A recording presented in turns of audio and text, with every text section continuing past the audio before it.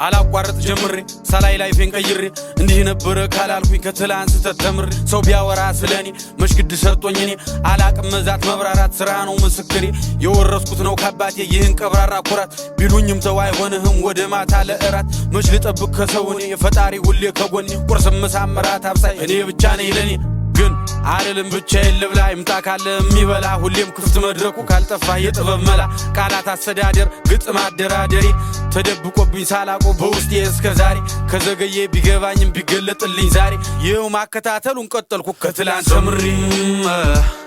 አይለቅዝም